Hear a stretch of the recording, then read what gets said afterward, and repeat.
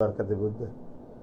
মোল্লা সামিউল্লাহ প্রশ্ন করছে ভাইজান, আপনার কাটিং ভিডিও কাটিং করে সোশ্যাল মিডিয়াতে ছেড়ে সমাজের মধ্যে বিভ্রান্ত করার চেষ্টা করছে, যারা করছে তাদের বিষয়ে আপনি কি বলবেন? দেখুন, আমার মোল্লা সামিউল্লাহ ভাইকে আজ থেকে 7, 8, 9 বছর ধরে এরকম চলছে আমার বিষয়। বীজকান হয়তো 2-3 বছরও বন্ধ ছিল, আবার নতুন করে চালু হয়েছে। আমি একটাই কথা বলবো ভাই, মানুষ সজাগ, সে আমার পক্ষে হোক আর আমার বিরুদ্ধে হোক। মানুষের হাতে অ্যান্ড্রয়েড মোবাইল আছে, কারো কাছে কোনো বক্তব্য গেলেই মানুষ সেটা 2-3 মিনিটের, 30 সেকেন্ডের, 40 সেকেন্ডের, 1 মিনিটের, 1.5 মিনিটের, 2-3 মিনিটের বক্তব্যতে মানুষ ভেরিফাই করবে, সেটাকে পুরোটা বার করার জন্য চেষ্টা করবে।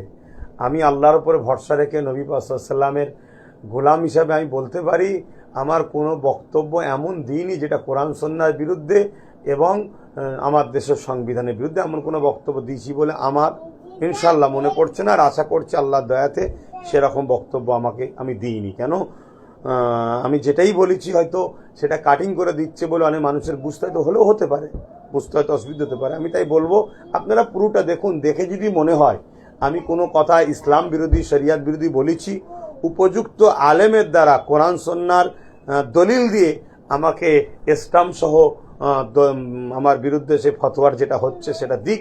আমি অবশ্যই সেই উলামার সঙ্গে কথা বলে যদি সত্যি আমার ভুল হয় তাহলে আমি ক্ষমা চেয়ে নেব। কিন্তু আলহামদুলিল্লাহ এটা 7, 8, 9 বছর ধরে চলছে, এখনো পর্যন্ত কেউ এরম কিছু দেখেন, ওই কাটিং ছড়াচ্ছে শুনছি। আর শেষ কথা হলো, আমি সামিউল্লাহ ভাইকে বলবো, যাক, যারা এই কারা করছে নিশ্চয়ই তারা আমার দুশ্মনী করছে। দুশ্মনদের সঙ্গে যারা উঠা বসা করে, হয়তো তাদের মধ্যে থেকে বেশিরভাগ মানুষটা হয়তো বা কম মানুষটা আমাকে হয়তো পছন্দ করে না।